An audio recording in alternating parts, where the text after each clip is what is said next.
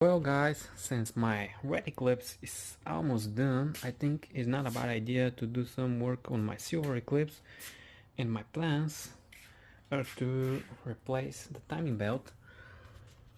This timing belt actually is in good condition, but the only problem is that it's 13 years old, which is quite a lot for timing belt. You're supposed to change them every 6 years, and I'm kinda taking the gamble with this one.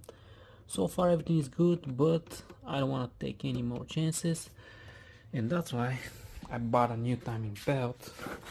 Actually I bought it probably half a year or even a year ago, which is not a good thing. I should have put it, but I didn't have the time. It's also a grady one, and I don't know what year it's made. That's the thing, it doesn't say anywhere. Hopefully, for sure it's newer than the old one. But that's the timing belt. I mean, the Grady and the Gates, I think they're pretty much the same ones. I know for sure the Gates and HKS timing belts are the same, just the same company is making them. I think for Grady is the same, Gates make them. But that doesn't matter, I just want a Grady, I don't know why, because I'm crazy. And you do need this special tool to complete the job. Without this tool you're not going to be able to. You have to make it. You can make it and improvise something and you can do the job, but usually this thing is not expensive, like 20 bucks, maybe 20-30, I don't know. I bought it a long time ago. So you need this tool, and it's a good idea to have this one. I never used this one actually. This is the first time I'm gonna use it. I usually use zip ties. This is to hold the cam gears together. You're just gonna slide it like this, and it's gonna be right on the middle. I'm gonna show you, but I usually put a zip tie here and zip tie here, and it's golden. We'll see if with this one it's gonna be easier. But first, I'm thinking about starting the car just to make sure she is running properly, because I haven't started the car for a month or over a month.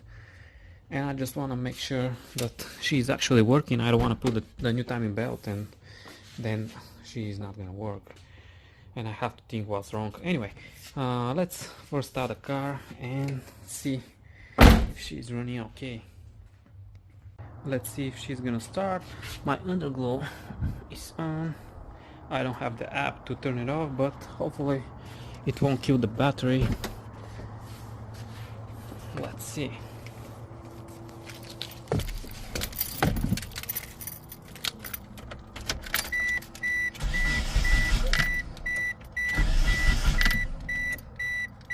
I'm not going to start her right away. I just want to make sure that there are no fuel leaks. That's the other thing. It did build some pressure. I'm just gonna quickly check for fuel leaks, because I don't have the laptop to turn on the fuel pump. But this is just precaution.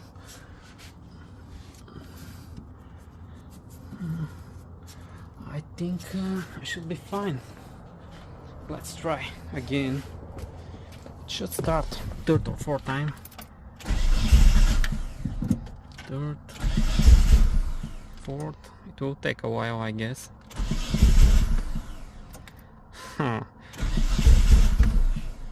Almost.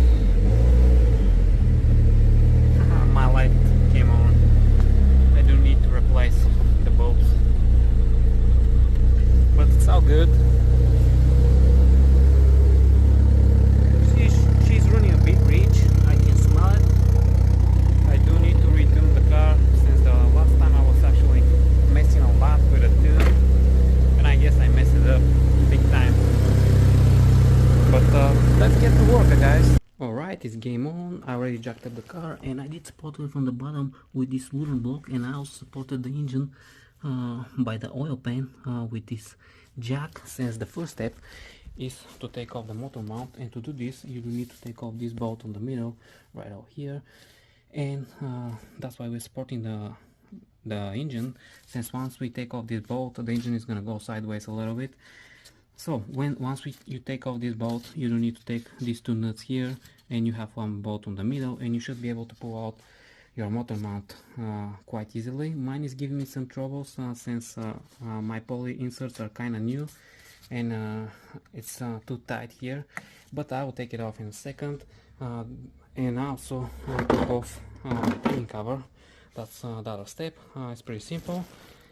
Next step is to get loose the power steering pump belt, and to do this you do have 3 bolts holding the power steering pump, this one and 2 over here. Get them loose and the pump will go back and forth pretty easily, and this will help you to take off your power steering belt. But actually, since my car is a little bit different than the factory one, since I did relocate the alternator on the back, I don't know if you can see it, but it's right over there. Usually, let me show you on the other Eclipse, it's like this. Here's your power steering pump. First you do need to lose the alternator, and to do this usually you have to lose this bolt here and over here, and you do have one on the back down there, one nut you have to lose, and once you lose them you'll be able to start moving your alternator and take off your alternator belt, and then you're gonna lose this power steering bolts, and you can take off your power steering belt. It's pretty much the same, just different steps. Not the same, but anyway. And what I was going to say, and here it's a good idea to get loose these 10mm bolts while there is some tension on the belt. Otherwise you have to hold the pulley with your hand, and if you don't have a good grip you will have some struggle. I have a good grip, so I will take them off after this, so it's fine for me. The belts are off. It took me a while to take off my alternator belt, so don't relocate your alternator if you don't have to. The next step is to take off the harmonic balancer. It's held by 4 bolts. Usually they are 12mm. Mine are ARP, so they're 10mm, but I think the factory one were 12 or something like this. I took off my harmonic balancer. This is aftermarket one actually, and I found out something which is not really good. There's some shavings from the timing belt cover, so my concerns are that maybe this thing is crank locking a little bit. I hope that it's actually the timing belt, like the fitment, it's a little bit off, hopefully, because I won't be really happy. And maybe this harmonic balancer is a little bit, that's because a little bit thicker. I don't know, I'm just not sure. Hopefully there is nothing wrong. We'll see. I don't have any signs, but you never know. Anyway, the next thing which you have to do is take off the timing belt cover, which is held by 10mm bolts. In a bunch of them. This one it's a little bit different than the usual 7 bolts, so there are a few here around the water pump, one over here, and you have to look for them, I mean. But basically you do need to take them off, and then the timing belt cover will be off. And actually now I remember, this was a whole piece, and I think I do need to take off this mount, just because this is a 7 bolt with a 6 bolt head, and the 7 bolt is from the first generation. It's a Frankenstein basically. The timing cover is almost off. I had to take off these 2 studs, which wasn't fun, and I have another problem here. I do have a oil cooler, and you see, just because of this line down there, let me show you. This one over here, I can't take it off. I mean, I'll try to bend it a little bit, but this is because when I put everything back together, the engine was out of the engine bay, it wasn't in the car, and that's why everything was smooth. I didn't think about taking it off after this. Anyway, I took off the line, and at least the oil here is good, no metal shaving or anything, which is a good thing. I don't need to change the oil anyway. So now I should be able to pull off the timing cover. Before taking off the timing belt, we do need to set up the cylinder number 1 to top dead center, and to make sure all the lines are lining up. Basically what you have to do is take off your spark plug wire and your spark plug, and I'm using this extension just to make sure it's actually the cylinder number 1 is on top dead center. Always the one closest to the timing belt is cylinder number 1, so it's this one, and these two lines need to line up. Your down pins need to face up like this, these things, and on the bottom you have more lines. And as you can see right now, my the cylinder number 1 is on top dead center, but that doesn't mean all the lines are lining up. You do need to make a lot of rotations until like 3 or 4, something like this, I don't remember, until they line up. I do have a balancing shaft delete. This thing is deleted, and I don't need this line to line up with this up here.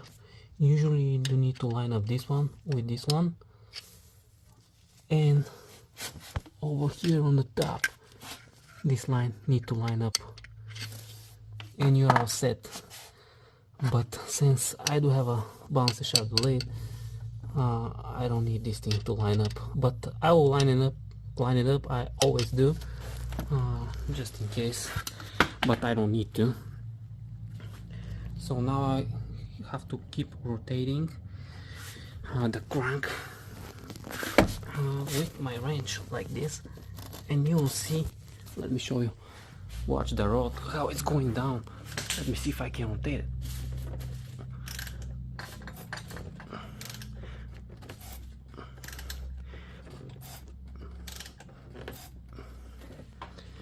And now, oh, the rod went down. Actually, it didn't went down because something stopped it, but I do need to find a small one. But basically, this thing is gonna go down, and when it's up, it's gonna let me show you. Just a second. Now it should move freely.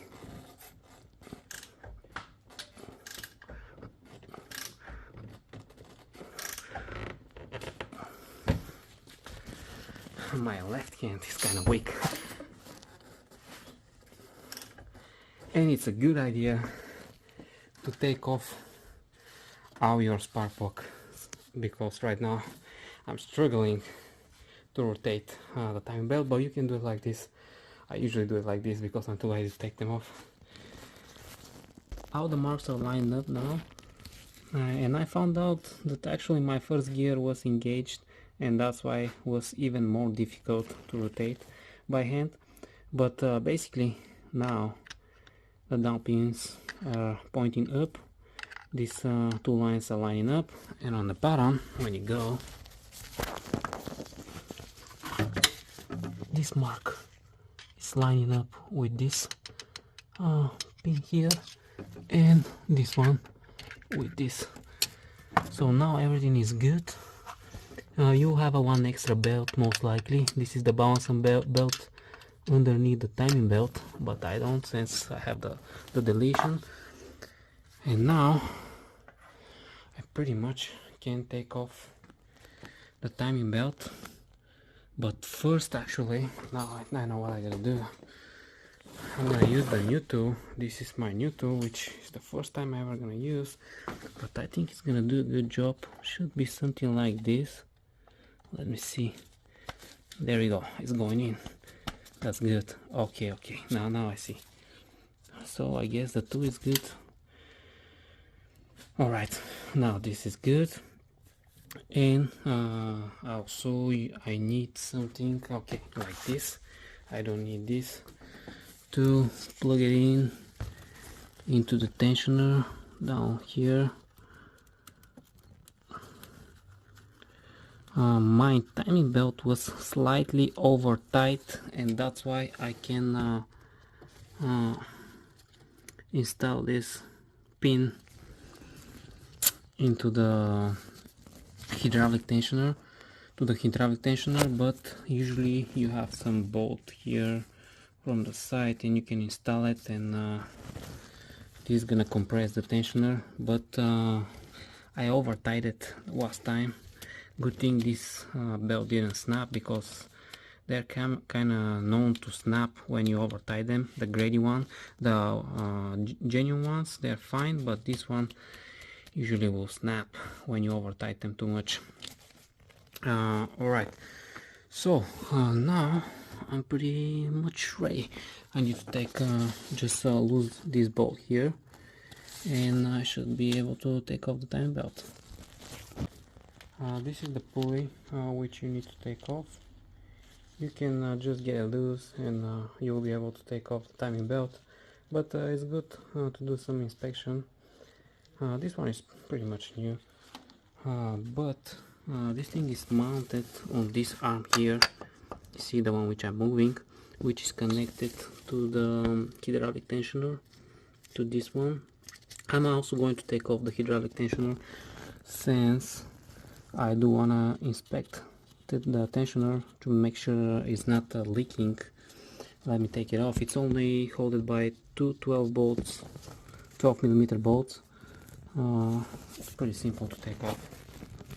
And if you don't have the bolt to compress the tensioner, when you take it off, you can compress it actually on your vise. It's not recommended, but you can do it. Just need to be done slowly. And one thing I also forgot to tell you is when you rotate your timing belt, always rotate it clockwise. You can go a little bit counterclockwise, but not much, just a little bit. This is the auto tensioner for the timing belt, and since it's hydraulic, you don't need to check them for leaks. Up here on the top, this is the most common place.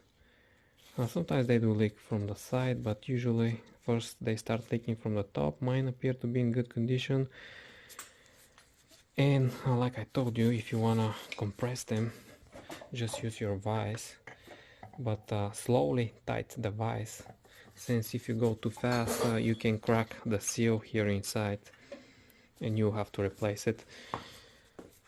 And I also end up taking off pretty much everything to recheck it if it's in good condition. This one is also in good condition, and the arm is good to be rechecked, since they usually don't crack or anything, but my last one was cracked somewhere here, or I don't remember, but there was a crack somewhere. That's why I changed it with this one. But I also found out something else which was kind of weird. This bolt here was loose. This one over there, let me see if I can show you better. This one was loose for some reason, probably from the vibrations, or I don't know. I'm going to retorque out the bolts down there just in case, and I also clean up the whole area here, since there was a little bit of oil.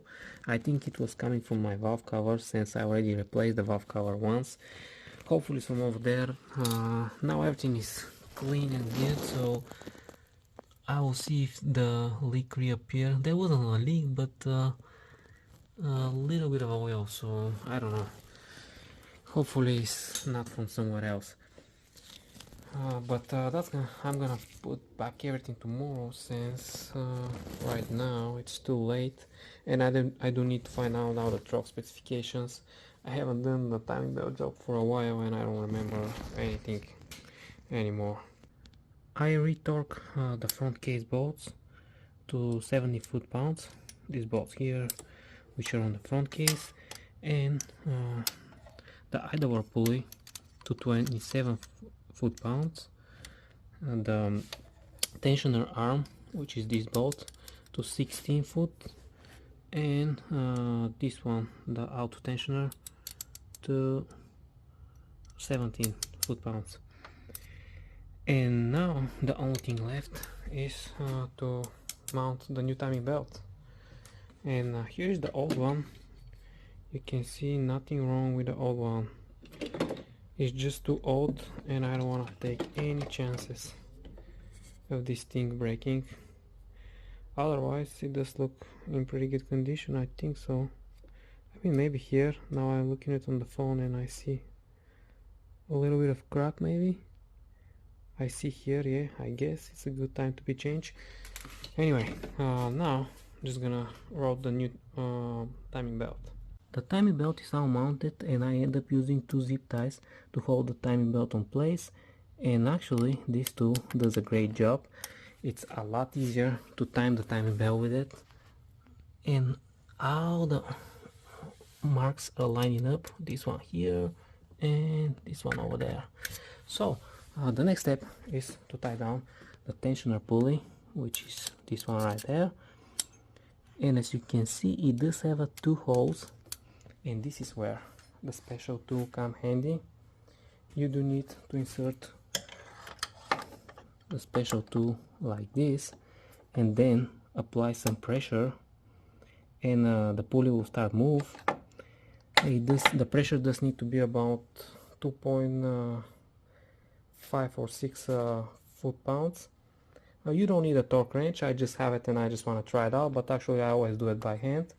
And then with your other hand you do need to tie down the bolt, and after this torque down the bolt to 35 Newton meters. And once all this is done, cut the zip ties and take off the pin from the tensioner pulley.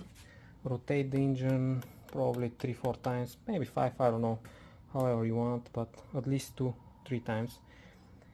And next wait about 5-10 minutes and check the distance between the auto tensioner and the tensioner arm. This distance here, I don't know if you can see it, it does need to be between 3.8 millimeters and 4.5 if I'm not mistaken.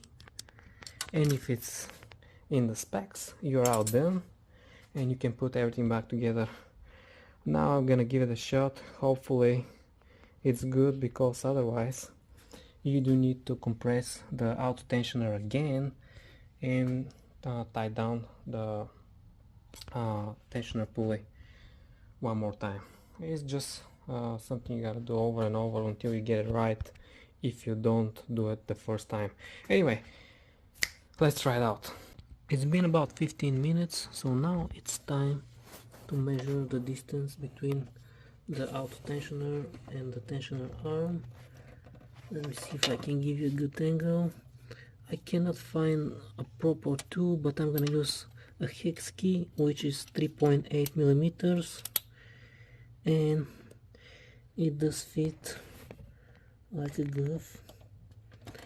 It does have a little bit of distance, like maybe 1 more millimeter, so it's about 3.94 millimeters. So I am right in specs, pretty much. It's perfect. Quick final check before I put the cover on. Everything looks good. I was able to slip in the timing cover without removing the oil cooler line down there. For some reason I couldn't take off the cover without removing the line, but this is probably because the engine wasn't jacked up enough. At least for the next time I will know that it's possible and I won't take off the line. I'm also doing a quick oil change since the oil is probably over a year old. I use Castrol GTX 10W40. It's a basic oil, but since the engine is kinda new, I don't wanna put full synthetic yet. I'm gonna wait a little bit more.